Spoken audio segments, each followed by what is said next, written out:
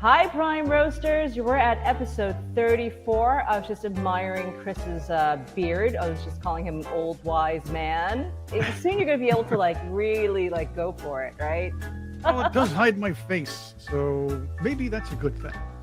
Well, I don't know. I love how men are playing with their facial hairs. Okay, that's not what we're here to talk about. We're here to talk about what is going on with Tucker Carlson. He has been on everybody's back lately. He's going after everybody. And it's really strange. I don't know if you saw the most recent podcast with Ted Cruz. And what was Ted on? I mean, he's a very seasoned politico and a very seasoned media personality. So I'm not sure why he kind of just let it all out. To say that, wow, the US is already striking Iran, that's a pretty big thing to say, especially with someone like Tucker, who's going to go and take that and blast it everywhere. The last time I checked, I kind of think you had to, go through Congress before you could do things like that. What's going on, Chris? Well, it comes from this article. Well, this article is part of it. It comes from the idea that the Trump administration is possibly looking at approving an Iran attack. Keep in mind, a lot of the things he's doing right now is for show because he wants to scare Iran into thinking we're going to get involved. Yeah, well, anyone who's covered war reporting before, we know the very, very early parts of a war is a PR campaign, right? You got to sell it to the public. You got to sell it to the critics. You got to sell it to the congressional members who ultimately have to approve this after its emergency orders. So right now, do you think we're in that phase? Are we in that PR spin campaign where we're selling, national security, global security, take your pick? Yes, we're in the PR phase because we do have to show Iran that we mean business. There are a lot of people who want to take advantage. They want to jump in and say, let's take out the regime. Regime change it is. That's the policy. That's what we should do. Unfortunately, we do have to remember that didn't quite work well in Iraq. It didn't quite work well in Afghanistan. And that between us and the Soviets, by the way. So this could be an issue. Whereas a lot of people are saying, well, Trump is just trying to make sure that they think we're going to step in. And that should worry Iran as well. Yeah, I don't know. This whole thing is, feeling a little bit WM-ish. Sorry, what am I trying to say? Let me take two.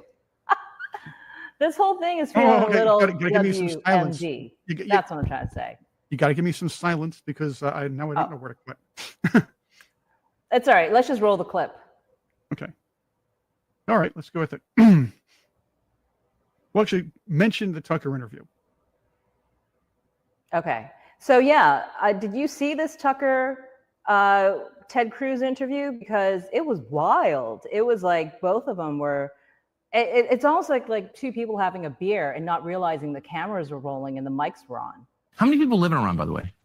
I don't know the population. At all? No, I don't know the population. You don't know the population of the country you seek to topple? How many people live in Iran? 92 million. Okay.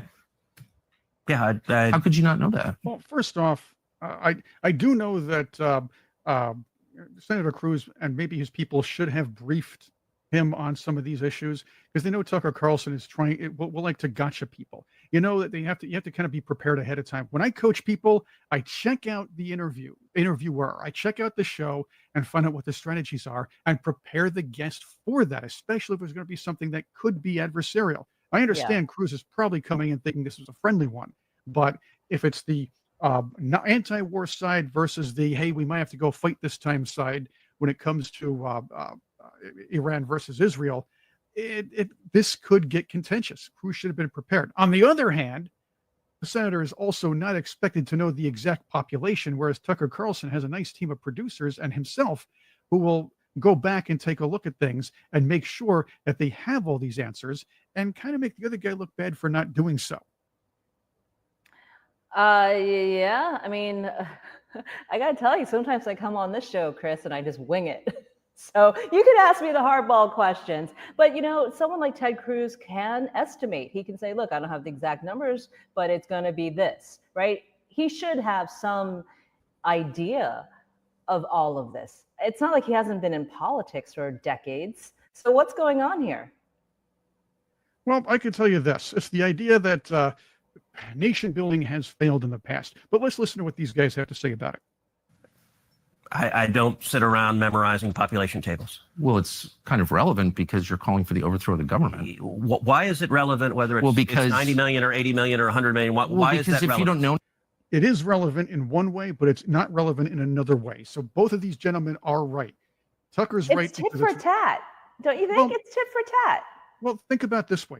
Tucker's right by saying, hey, it's relevant when it comes to a large population in an Islamic country, because be prepared for insurgencies when you're trying to change the regime. Not everybody's going to cheer for the Americans stepping in. Again, history has proven that. On the other hand, to Cruz's on Cruz's side, well, yeah, I see that. I don't have to know the exact number here, but we need to do a regime change, and that's what we have to do regardless of the population. And we understand this time we'll try to do it right. And again, people can agree or disagree with that point. I'm just saying that, my friends, would be Cruz's point of view.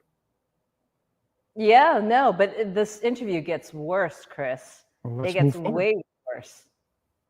Anything about the country? I didn't say I don't know anything about. Okay, what's the ethnic mix of Iran?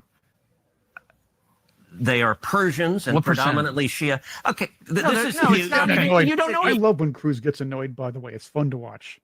Thing about Iran. So okay, I am not the Tucker Carlson expert on Iran. You're a senator who's calling for the overthrow of the government. You're the one who don't know anything about the country. No, you don't know anything about the country. You're the one who claims they're not trying to murder Donald Trump. You're the one who can't figure out if it was a good idea to kill General Soleimani, and you said it was bad. You don't believe they're trying to murder Trump. Yes, I do. Because you're not calling for military strikes against them in retaliation. And if you really believe that, we're carrying out military strikes today. You said Israel was. Right, with our help.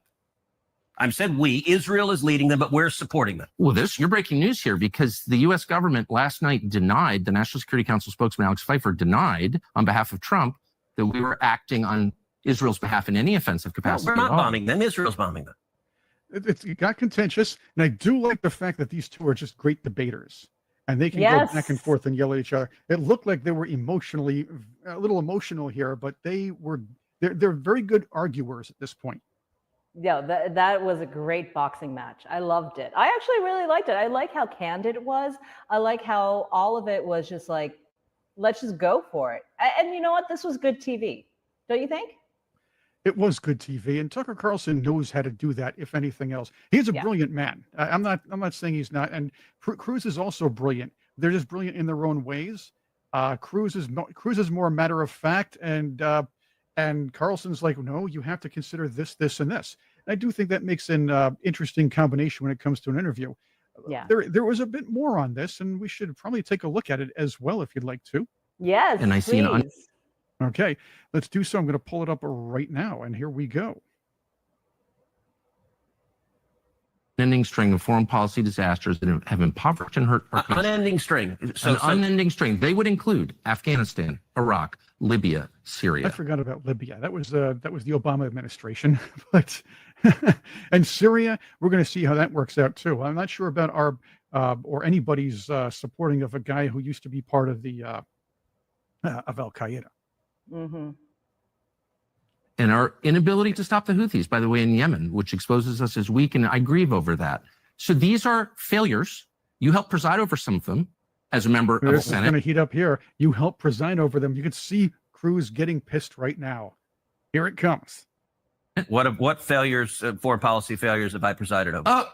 Well, we were unable to beat Russia in the war that you supported against Russia. You've been spending. Are these guys trying to crack each other up a little bit? No, I appreciate this. This is very, very candid. Are they trying to crack? Yeah, I think so, because they're trying to one up each other. Cruz, I'm surprised he didn't just get up and walk out. No, Cruz doesn't walk away from a fight. That's something. That's a good thing. I respect Cruz because he doesn't walk away from a fight, no matter how intense it gets. Yeah, I agree. The last 3 years telling us that Vladimir Putin is evil and we're going to beat him with other people's children, and 1 million of those kids are now dead. You've never apologized for that. That was a full failure. By the way, look, the number of falsehoods you lay out just in one statement are rather. You haven't supported the war against Russia? are rather stunning. So the war against Russia was caused, which I have explained at great detail, by Joe Biden's weakness. But you It was- supported the war. If you want to talk, we can talk Russia and Ukraine. I'm happy to talk about it. Oh boy, Russia and Ukraine, here it comes. Do you think that's been a success? No, it's been an absolute disaster. Okay, but you supported it. Shouldn't you apologize? No, you should apologize. I'm not For going what? to engage in the. Angie, I'm tired of all this apologize and everything's going to be okay when it comes to these politicians. People thought something was going to go right a few years ago. Then in hindsight, it goes wrong. Should they apologize? This is ridiculous. Tucker is absolutely wrong here. Tucker is on something here. he's on fire is what it is. I like him like this. And now I'm gonna like watch this show, and I think that's what the whole point is, right? He needed the numbers. He's like, Cruz came in thinking they're gonna have a beer, and just like shoot the shits. Now they're just having a huge debate where this actually puts Ted Cruz's political career almost like a big question mark, because he's not able to answer questions. He's dodging things. I don't know. I like it. I believe that Cruz went on this head on. He may not have had the answers a lot of people agree with, but he came up with his answers. He and Carlson brought up good points throughout the discussion, both of them. And this underlines let's put it this way. This underscores the popularity of Donald Trump. Donald Trump has an extremely wide tent of schools of thought which support him and work with him. That includes the anti-war types. That includes, unfortunately, some war hawks, but not the neocons. The neocons are nuts. But there are people who say, look, war is necessary, nation building is necessary. Others say, let's not bother and learn the lessons of the past. And many others are right in the middle. But this discussion between these two, who've been supporting Trump in a lot of ways, show or at least are a microcosm of the large tent or the large group, the large amount of ideologies or schools of thought that work under the Trump tent. Yeah. So I know. I think this was a great spirited debate. I think that these guys should get back on together. And this time, Ted Cruz, you better be prepared with numbers. Well, let's go from two very smart people who debated each other to, let's just say, a bunch of morons who went up debating each other. As you know, that means we look at The View. Look at her face. Look at her face, man. What a shot. Ugh. Joy Behar was kind of upset because some of her cohorts were debating with her. So let's go listen to this one. Was saying and illegal. was going to build a nuclear bomb and they threatened to kill us all. What would we do? You have to do it diplomatically, Joy. Really? You can't just What's bomb so a country. diplomatic about having a nuclear bomb and threatening another First of all, they country? don't necessarily have a nuclear bomb.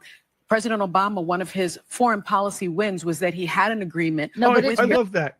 I love that. Talking about Iran, and Behar seems to be upset that Iran could bomb Israel. And, that's obvious because she's going to support Israel on that one. However, this chick, Sunny Hostin, actually says that it's a foreign policy win having that agreement where Iran said, yeah, sure, no problem, Barry. We're not going to build any nuclear weapons. Just give us that money. That was a foreign policy loss, especially if they paid attention to what John Quincy Adams said centuries ago. These guys will say they're going to do something to us because we're infidels. They can lie to us and just go ahead and do whatever they want. Yeah, let's not forget, she's on her show talking about Obama. Do you remember Obama caused so much of this US-Iran mess that we're all living in right now? Do you remember the hundreds of millions of dollars in cash that was dropped?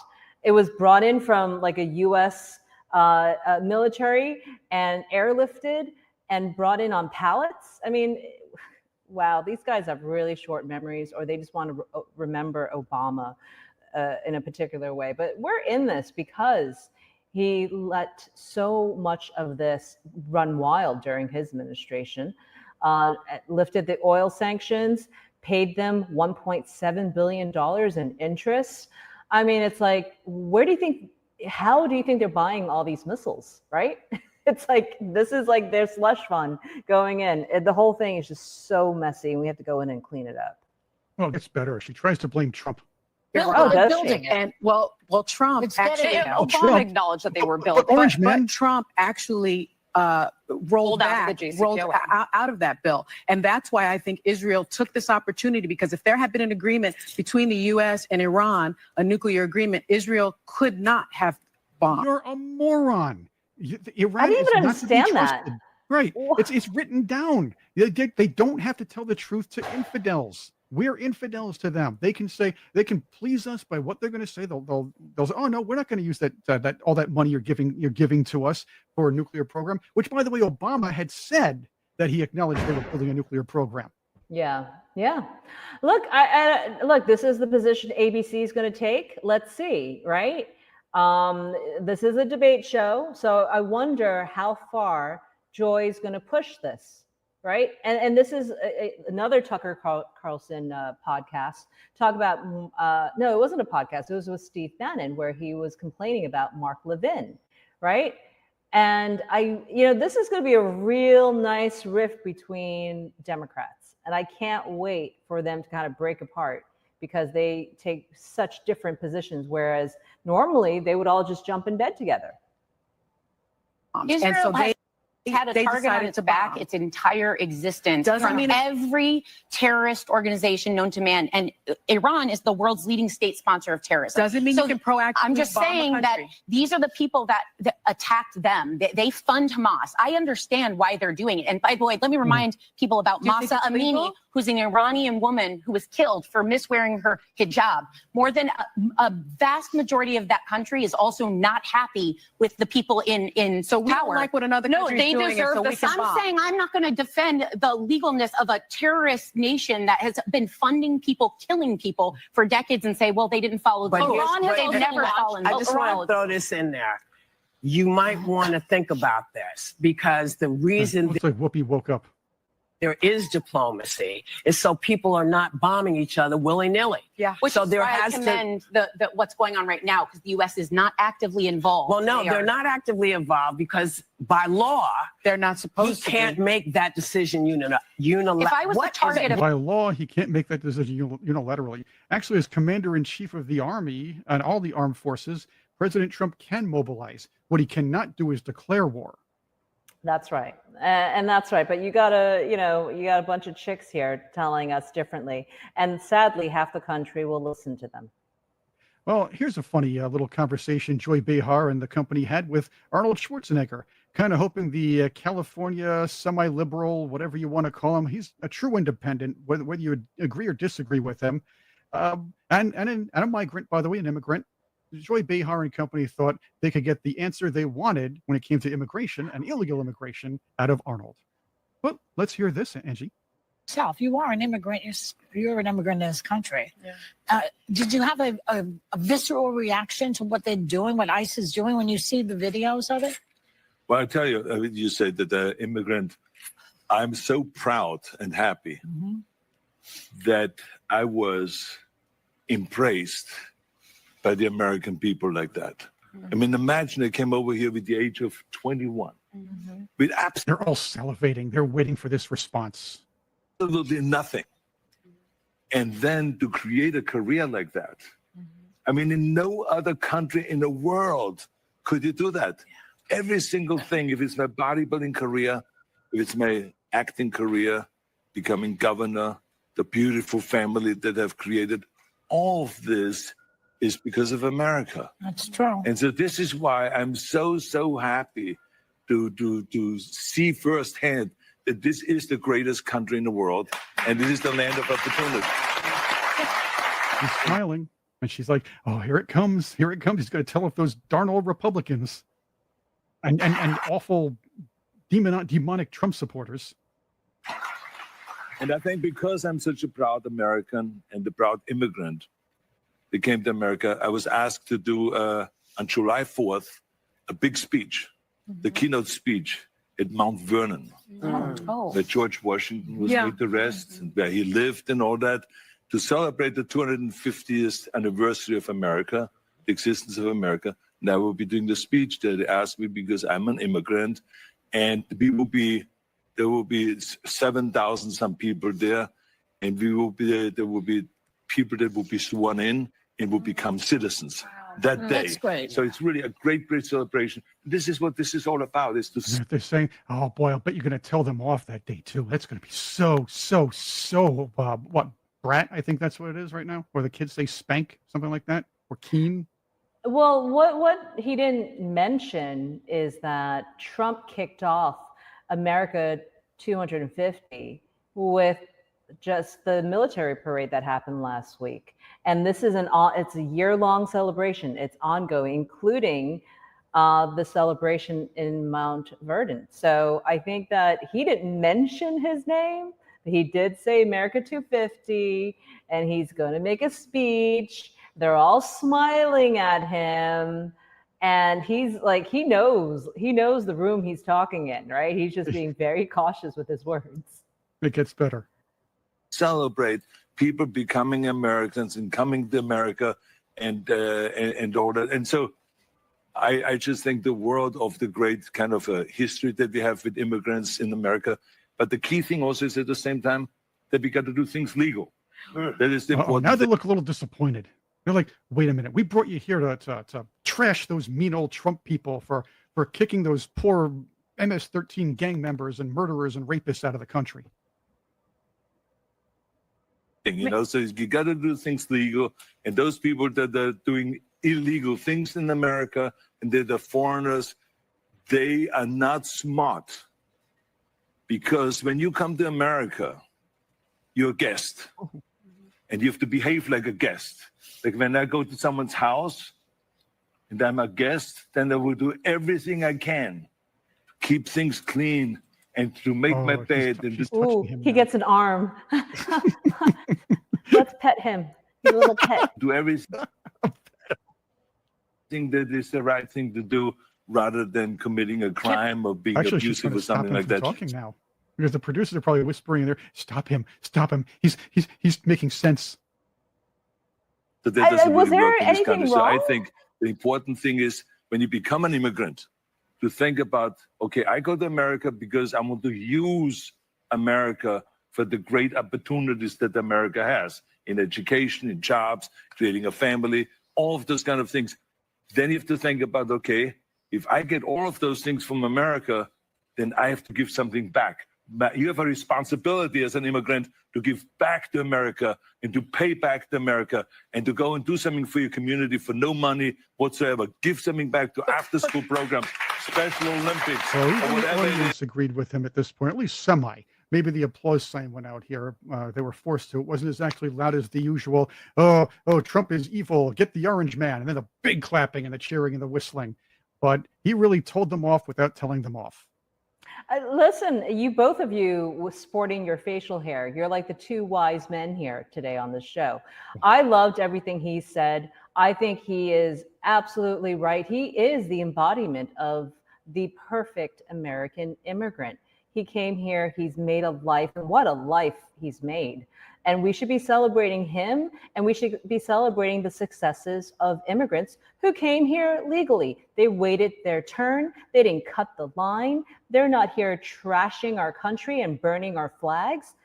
This is a privilege, you guys. And that's what he's saying. He is so thankful to have had that opportunity. And he wished that other people will have that opportunity, but just do it right. And I don't think anything he has said is wrong. Now, for some reason, it's here on Prime Roast today. So clearly the other side believes this is like, this is toxic what he's saying. This is awful. Dangerous.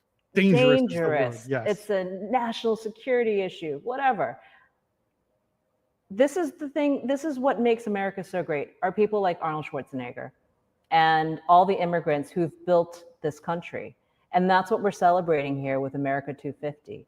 It's been an amazing ride for this country, and we need more people like Arnold Schwarzenegger who appreciates that. So thank you, Arnold. And less people like the annoying paid protesters who apparently, before we sign off, apparently in New York City, they've been, well, let's just say protesting to support the newest thing. And guess what the newest thing is this time? You'll be surprised. Let's credit freedomnews.tv on this one with their footage here. They're supporting Iran. Iran is the new the new latest thing. The cool country, if you will, for these neighbor protesters and these antagonists and these loons, if you will. They have no idea what they're talking about. They just hate Israel and the Orange Man. I believe that's it. You're speechless, are you? I had a friend in New York explain to me what this is about.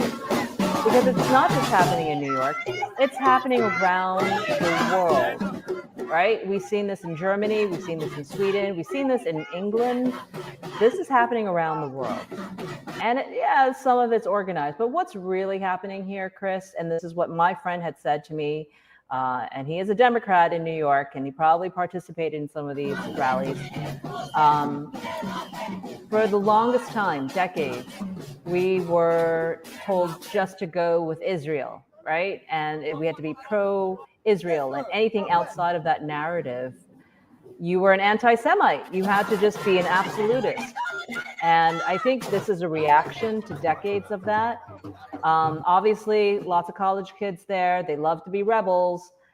But I think a lot of what we're seeing is kind of a backlash to just believe that one track, do not veer from that track, and we're all in for Israel, and that's it. So, I mean, I see, obviously I have plenty of Jewish friends. I have a friend who's stuck there right now, my chairman for the GOP. He's stuck in Israel. We're trying to get him out. It's a weird thing, but I do see the culture of this and how we got here. And a lot of it really is the suppression of the expression for another view. So I'm cautious about it. I just hope it doesn't get violent here. I don't care if they could bang their drums all they want. I don't like seeing these images, quite honestly, but these are kids acting out. And maybe it ends there. I don't know, but it's certainly something that I don't mind them expressing themselves. And I know that's not a popular view to take, but I don't mind.